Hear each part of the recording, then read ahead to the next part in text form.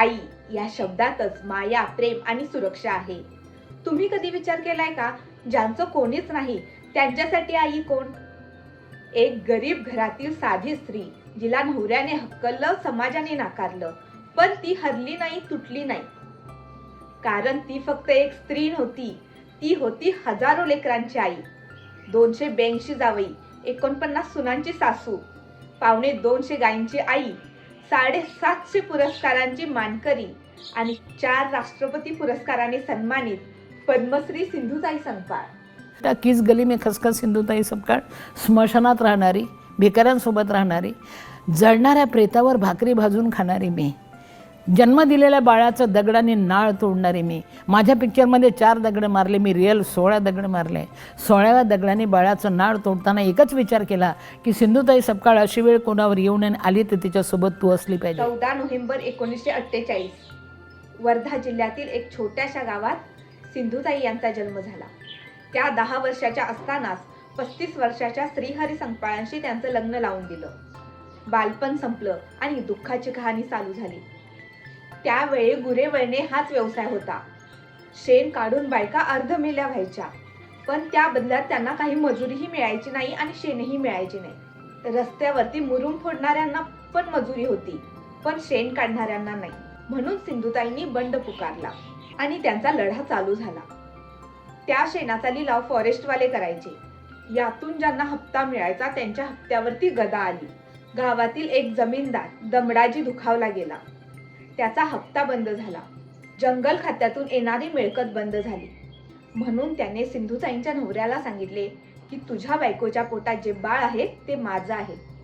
नवऱ्याच्या मनात संशय निर्माण झाला आणि नवऱ्याने त्यांना बेदम मारले. पोटावरती लाथा मारल्या, दगडे मारून बाहेर काढले.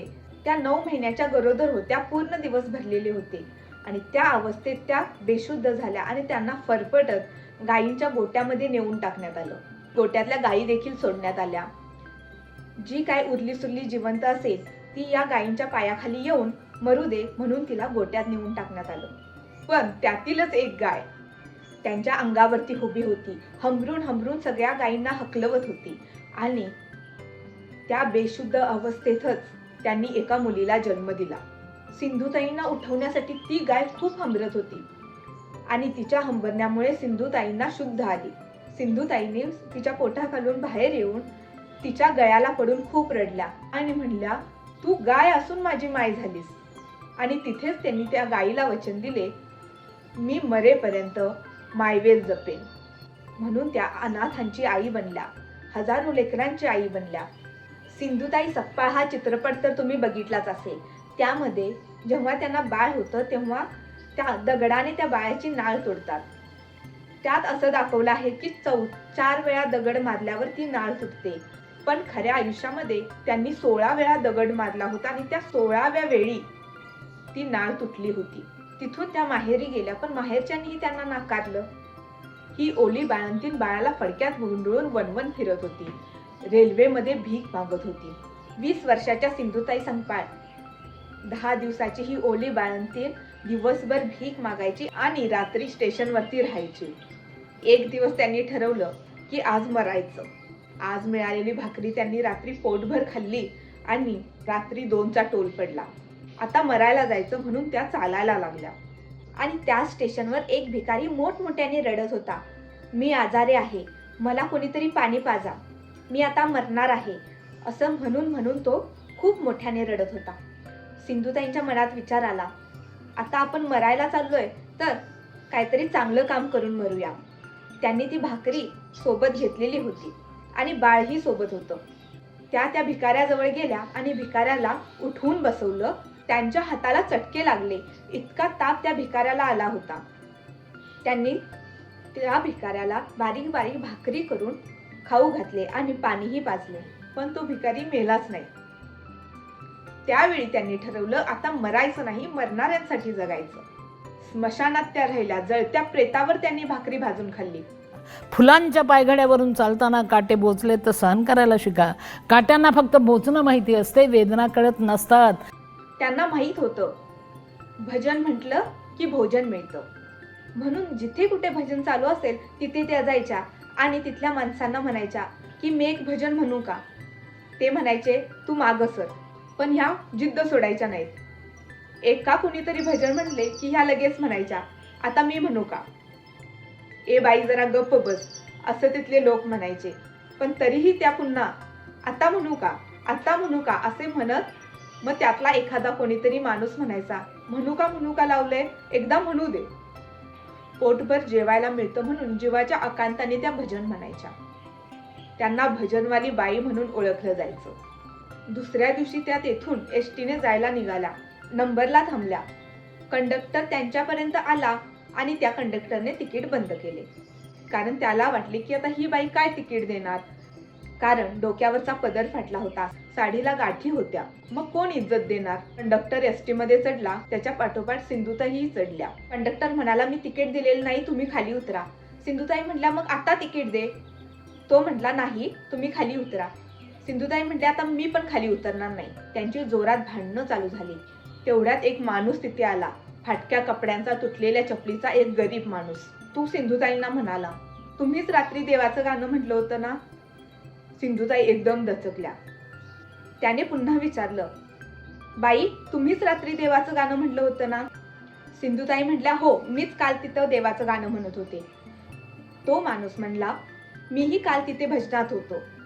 तुम्ही माझा एक घोट चहा प्याल का? सिंधुताईंना आश्चर्य वाटले. त्या म्हणल्या आजपर्यंत इतक्या सन्मानाने मला कोणी चहासाठी विचारलं नाही. म्हणून त्या गाडीतून खाली उतरल्या. अंधार पडलेला, आभाळ आलेलं, विजा कडकडत होत्या.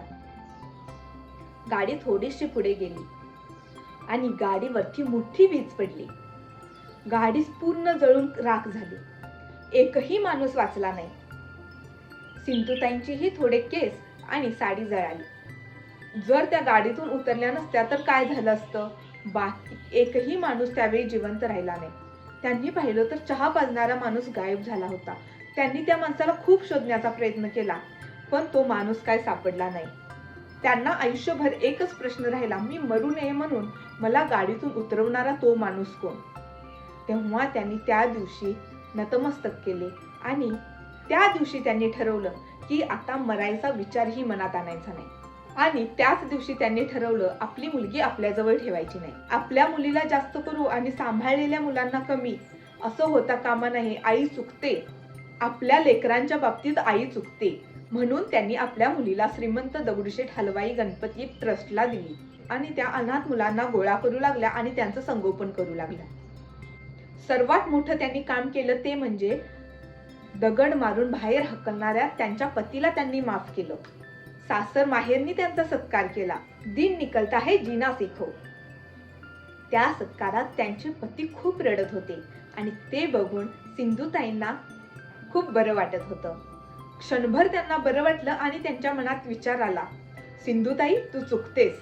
जर त्यांनी तुला सोडलं नसतं तर तू फॉरेन रिटर्न नऊवारी झाली असतीस, हजारो लेकरांची आई झाली असतीस, अनाथांची माय म्हणून तुला ओळख मिळाली असती, 14 देशात तू भाषणं ठोकून आली असतीस. नाही, त्यांनी तुला सोडलं नसतं तर तुला आज ही ओळख मिळाली नसती. म्हणून त्यांनी त्यांच्या पतीला माफ केलं आणि त्यांचे पती खूप रडत होते. त्या म्हणाल्या तुम्ही मला बाहेर हकललं त्यावेळी मी रडत होते, आज तुम्ही रडत आहात. तुम्ही जेव्हा मला बाहेर काढलं तेव्हा माझ्या लुगड्याला गाठी होत्या, आज माझ्या लुगड्याला गाठी नाहीत आणि आज तुमच्या धोत्राला गाठी आहेत. आता एक काम करा, तुम्ही माझ्या सोबत चला, मला तुमच्या सेवेची संधी द्या. त्या त्यांच्या पतीला घेऊन आल्या आणि तिथल्या मुलांना परिचय करून दिला की हे माझं सर्वात मोठं बाळ. सिंधुताईंनी आपल्याला हेच शिकवलं की स्वतःसाठी सगळं जग जगतं, दुसऱ्यासाठी जगायला शिका. अशाच नवनवीन इन्स्पिरेशनल स्टोरीजसाठी तुषार मसालेला आता सबस्क्राईब करा. धन्यवाद.